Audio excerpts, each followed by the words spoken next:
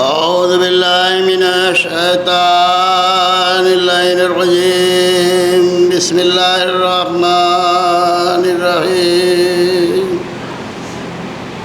عزادارو، کسی طرح کے بھی سجدے کی بات ہوتی ہو، ہمارا ذہن خود بخود سید سجاد کی طرف جاتا ہے۔ اس لیے وہ سجدہ گزار ہے کہ جس نے اس وقت سجدہ شکر کیا جب گھر جل چکا تھا۔ 18 بنی ہاشم کی لاشیں زمین کربلا پر پڑی ہوئی تھیں، اسباب لٹ چکا تھا، اہل حرم کے سروں سے چادریں چھن چکی تھیں۔ شام غریبہ کے ایسے پرہول منظر میں مغرب سے صبح تک پوری رات ایک سجدہ شکر میں گزار دی۔ یہی سبب ہے کہ ہمارے اماموں میں سب محمد ہیں، سب علی ہیں، اور یہ علی ابن الحسین ہیں، مگر صرف انہی کو سید سجاد کہا گیا۔ ہمارے چوتھے امام کو بیمار کربلا بھی کہا جاتا ہے، اس لیے کہ کربلا میں آنے کے بعد اس قدر بیمار ہو گئے تھے کہ شدت بخار میں زیادہ تر غش کے عالم میں رہتے تھے۔ 10 محرم کو تو یہ حال تھا کہ صبح سے ظہر تک عزیز و انصار سب شہید ہو گئے، مگر آپ کو پتہ نہ چل سکا۔ آخر وقت میں جب امام حسین خود آمادہ جنگ ہوئے تو رخصت کے لیے آئے، تب بیٹے نے غش سے آنکھیں کھولی، وصیتیں کی اور فرمایا، بیٹا میرے بعد تم امام وقت ہو، میں مرنے کے لیے جا رہا ہوں۔ اس گفتگو کے بعد مولا سجاد کو پھر غش آ گیا۔ تھوڑی دیر کے بعد جناب زینب نے شانہ ہلایا اور کہا، بیٹا آثار قیامت نمایاں ہیں، آندھیاں چل رہی ہیں، آفتاب کو گہن لگ گیا ہے، فرات کا پانی اچھل رہا ہے۔ سید سجاد نے کہا، پھوپھی اماں خیمے کا پردہ اٹھاؤ۔ خیمے کا پردہ اٹھنے پر عجیب قیامت کا منظر دیکھا کہ ایک نیزے طویل پر بابا کا سر ہے۔ فرمایا، السلام علیک یا ابا عبداللہ، السلام علیک یا ابن رسول اللہ۔ پھوپھی میرا بابا مار ڈالا گیا، وہ دیکھیے نیزے پر میرے بابا کا سر ہے۔ ہاں، سید سجاد نے 10 محرم کو بعد ظہر باپ کا کٹا سر نیزے پر دیکھا، اور 11 محرم کو بعد ظہر بابا کا زخموں سے چور اوریاں لاشا زمین گرم پر دیکھا۔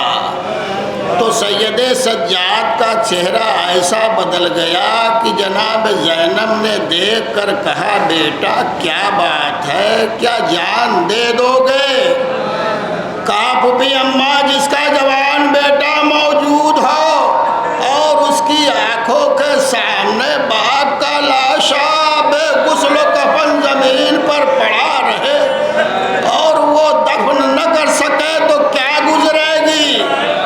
زینب نے کہا، بیٹا سجاد، میں بھی تو یہی تڑپ رہی ہوں، کاش میرے سر پر چادر ہوتی تو بھائی کا لاشا زمین پر اوریاں نہ پڑا رہتا، مگر بیٹا صبر سے کام لو۔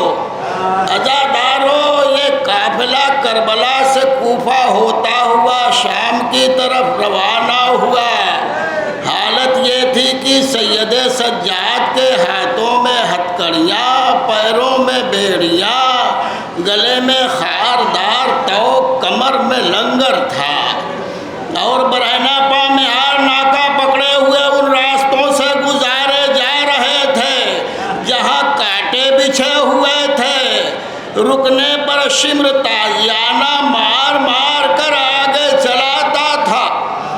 عزادارو، سال بھر کی قید کے بعد جب اہل حرم مدینہ واپس آئے تو شب و روز گریہ و زاری میں بسر کرتے تھے۔ سید سجاد کا عالم یہ تھا کہ جب وضو کا پانی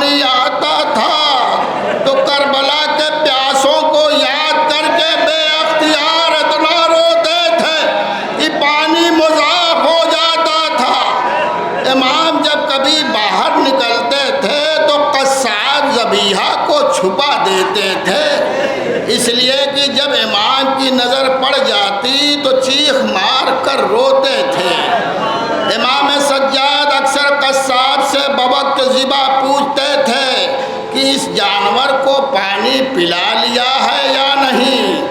وہ جواب دیتے تھے ہمارا طریقہ ہے جب تک پانی نہیں پلا لیتے ہم ذبح نہیں کرتے۔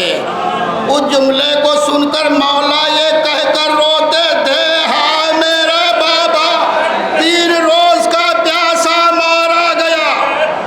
روایت میں ہے کہ ایک دن منہال آئے اور مولا کو روتا دیکھ کر کہا مولا آپ کب تک روئیں گے؟